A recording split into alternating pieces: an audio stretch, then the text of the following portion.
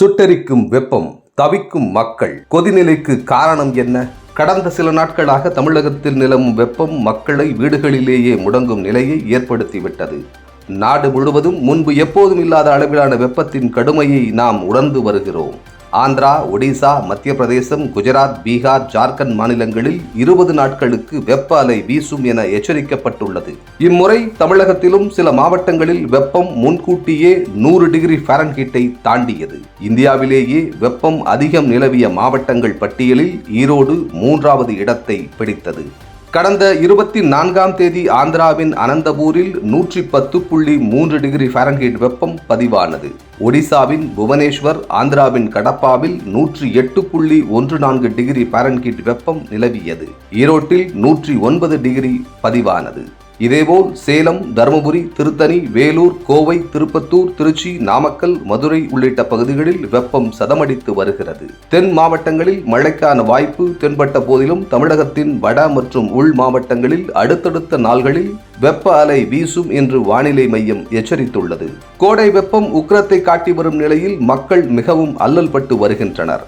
குறிப்பாக விவசாயிகள், கூலி தொழிலாளர்கள், கட்டிட தொழிலாளர்கள் பெரும் சிரமத்திற்கு ஆளாகி வருகின்றனர்.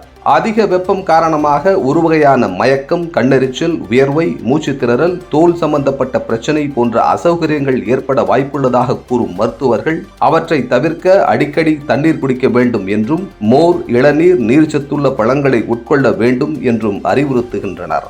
குறிப்பாக கர்ப்பிணி பெண்கள், குழந்தைகள், வயதானவர்கள் மிகுந்த எச்சரிக்கையுடன் இருக்க வேண்டும் என்றும், வயதானவர்கள் நண்பகல், மதிய வேளைகளில் வெளியே செல்ல வேண்டாம் என்றும் மருத்துவர்கள் கூறுகின்றனர். கடுமையான வெயில் நேரத்தில் வெப்ப அலை வீச வாய்ப்புள்ளதாகவும் அதனால் மயக்கம் ஏற்படும் அபாயம் உள்ளதாகவும் மருத்துவர்கள் எச்சரிக்கின்றனர். இந்த சூழலில் சுட்டெரிக்கும் வெப்பத்திற்கு பல காரணங்கள் கூறப்படுகின்றன.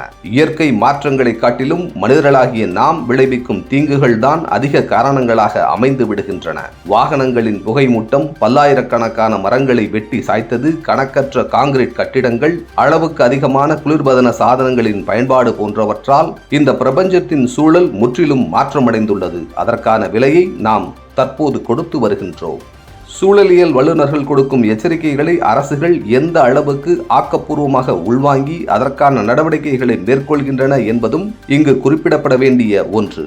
மாற்றம் என்பது தனி மனிதர்கள், அமைப்புகள், அரசுகள் அனைவரிடமும் ஏற்பட வேண்டியது அவசியம்.